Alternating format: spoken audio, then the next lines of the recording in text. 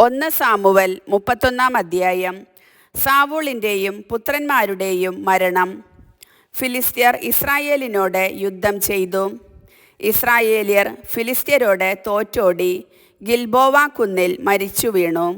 ഫിലിസ്ത്യർ സാവൂളിനെയും പുത്രന്മാരെയും അനുധാവനം ചെയ്ത് അവൻ്റെ പുത്രന്മാരായ ജോനാഥനെയും അബിനാദാബിനെയും മൽക്കീഷുവായെയും വധിച്ചു.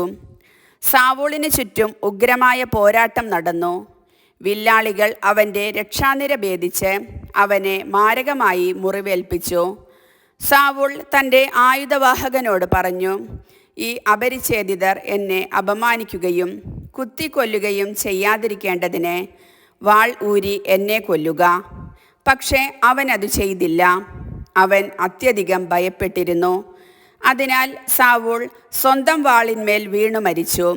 സാവൂൾ മരിച്ചെന്ന് കണ്ടപ്പോൾ ആയുധവാഹകനും തൻ്റെ വാളിന്മേൽ വീണ് അവനോടൊത്ത് മരിച്ചു.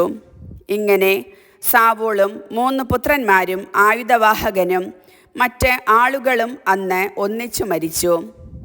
താഴ്വരയുടെ അപ്പുറത്തും ജോർദാൻ്റെ അക്കരയും ഉണ്ടായിരുന്ന ഇസ്രായേലിയർ തങ്ങളുടെ ആളുകൾ ഓടിപ്പോയെന്നും സാവൂളും പുത്രന്മാരും മരിച്ചെന്നും കണ്ടപ്പോൾ നഗരങ്ങൾ വിട്ട് ഓടിപ്പോയി.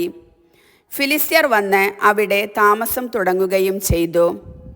കൊല്ലപ്പെട്ടവരുടെ വസ്ത്രമുരിയാൻ ഫിലിസ്ത്യർ പിറ്റേ ദിവസം വന്നപ്പോൾ സാവൂളും പുത്രന്മാരും ഗിൽബോവ കുന്നിൽ മരിച്ചു കിടക്കുന്നത് കണ്ടു.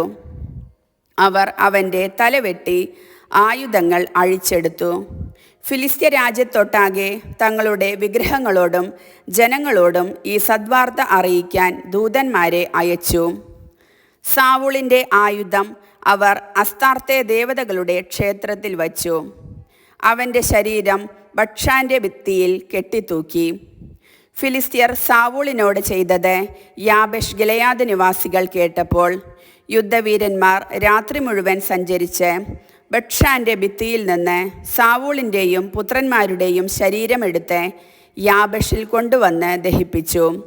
അവരുടെ അസ്ഥികൾ യാബേഷിലെ പിജുല വൃക്ഷത്തിൻ്റെ ചുവട്ടിൽ സംസ്കരിച്ചു. അവർ 7 ദിവസം ഉപവസിച്ചു. കർത്താവിൻ്റെ വചനം.